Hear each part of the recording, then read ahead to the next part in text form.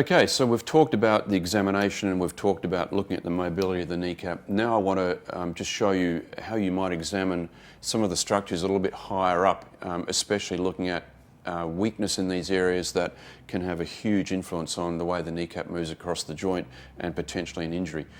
Now what I'm going to ask Lisa to do here now is I'm going to get her to do a single leg squat. What we should be able to see here is when she's on one leg and she does a squat, she should be able to align her kneecap very nicely over her foot. In other words, she should have a nice smooth transition, keep the structures more distally and proximally nicely aligned so that she's not in any way stressing the kneecap.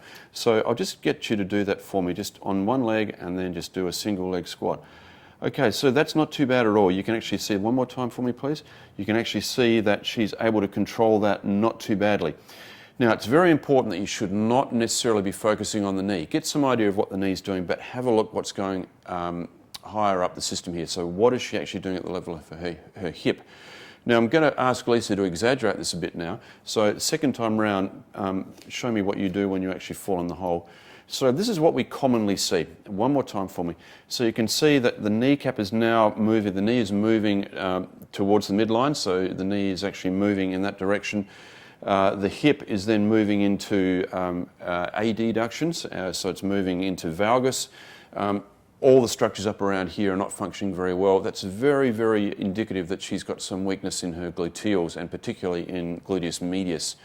These are very important controlling muscles in gait. The reason we're talking about this is just obviously static or it's dynamic testing, but she's not actually moving forward. But what you see in this test is exactly what you'll see when the athlete runs. Another really good test to do, which we won't demonstrate right now, is lunge walking. So in other words, just getting somebody to lunge as they walk and seeing what goes on at the level of their hips. If you observe this when you're testing for patellofemoral pain, you must address it, okay? You will not get a decent result just by using an orthotic device. Okay, that's in a nutshell patellofemoral pain. Let's move on to our next discussion, which is shin pain.